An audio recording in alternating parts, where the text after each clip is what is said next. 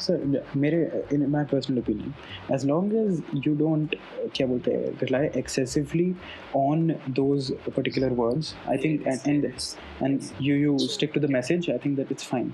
लेकिन this leads me to my next question, which is up Indian YouTube scene पे what is क्या चलता है क्या नहीं.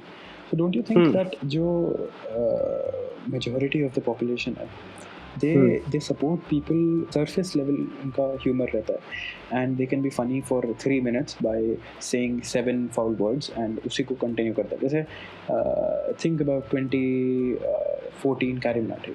Now उसका now when you watch those videos, you realize कि इसके अंदर content कम है और क्या बोलते हैं गालियाँ ज़्यादा हैं, because he said those words in those contexts that he did, इसलिए हमें उस टाइम पे funny लगता था. So I mean, मेरा basic question है कि sir, how do you change your audience's perception towards humor? How do you gain तुम्हारा audience when you know that they like a certain type of humor which may or may not be of your liking? Well, that's actually a good question there. First of all, I think every video is a product, okay, and every product finds its value in a market. Okay, for every product there is a buyer, there is an audience for every product. Okay, so first of all, we should not run for the audience. Okay, my audience will like this if I say this. My audience will not like this if I say this. When we're talking, we started with the Carrie Minati's example. I think he was pretty funny when I was 14. When I was 14, he was funny to me. He came out new, right? Something that I could relate to. And then now there are other kids who are 14 who are discovering that. So of course, there's all the value of that content for that market is always going to be the same. It's just me who has moved forward from it and evolved in your sense of humor. Yeah, I have personally evolved. Does not mean I can or I have to evolve the audience. I don't have to pull them. They'll come at some point or the other. The only thing that I can do on my personal level is do what satisfies me, and that's kind of what I do. All right, so what I believe. You believe that unless you're being satisfied, you cannot create good content, which is, I think, a very good stance to take, because as content creators, we know that burnout is a very, very real problem which affects us. Yes, totally. If you totally rely on what the audience wants, then you cut off your own creative ideas. You just think, yes.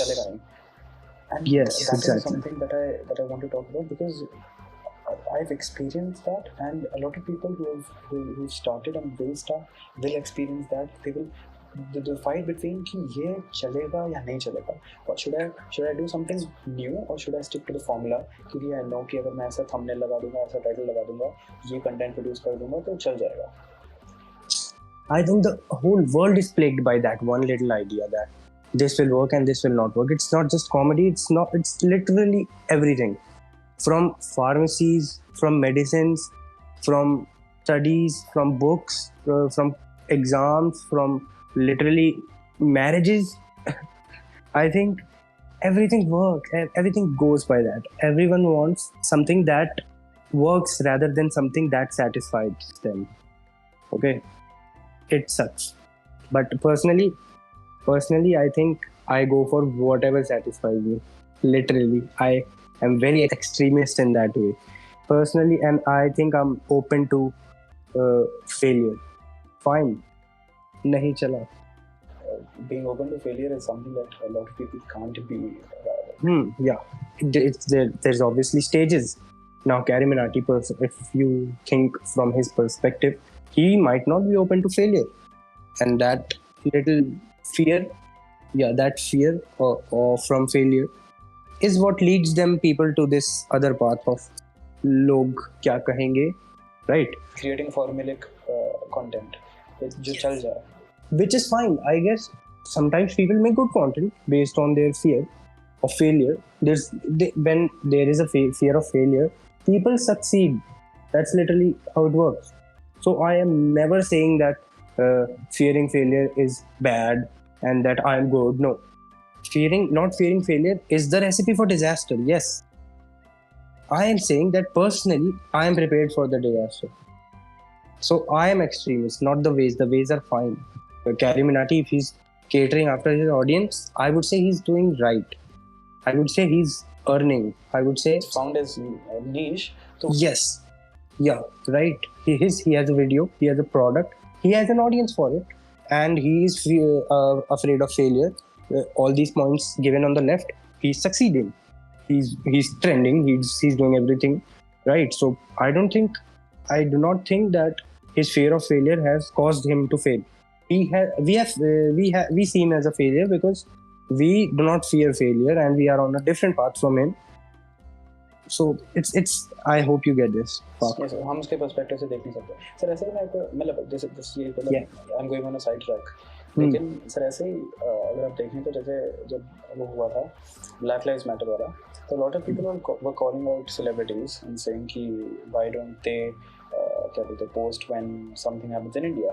तो they don't see it from their perspective कि they जो celebrities बनते हैं वो celebrity इसलिए होते हैं because they have a massive fan following. Now polarising that fan following and by making a political statement which is very close to their heart is it's a very dangerous venture for them because they can't risk losing.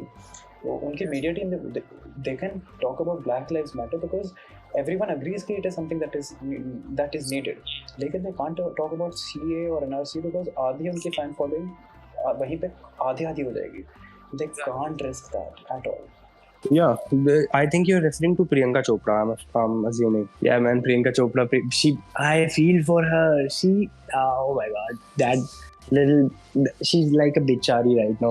Okay, all she did was one little interview with Narendra Modi, and now she's in a fucking pit. She's in literal pit. Everyone is trolling her, and like the left and the right. The right is trolling her. I don't know, for her dress, I guess, because she managed to be a Sangan and offend the right wing with her little dress and that armpit shit that she did, right? So I think Priyanka Chopra is like she unintentionally fucks up every time. Okay, and about the opinion part that they selective. I think the word is selective outrage, right? I think we don't have the right to say what they do want to or don't want to say. It's first of all, it's their choice. Second of all, we cannot undermine one thing based on another thing. If the outrage for Black Lives Matters is going on and someone is supporting it, you cannot say कि oh you don't care about the Dalits but why you care about black people. तो उसको करने दो ना, यहाँ पे आया है, why are you saying कि यहाँ से भी जाओ? अरे कहीं तो शुरुआत करनी है. Why are you? It's counterproductive ना. Yes, it serves no purpose. And it's argumentative. Basically, every left and right ever. Yes, sir.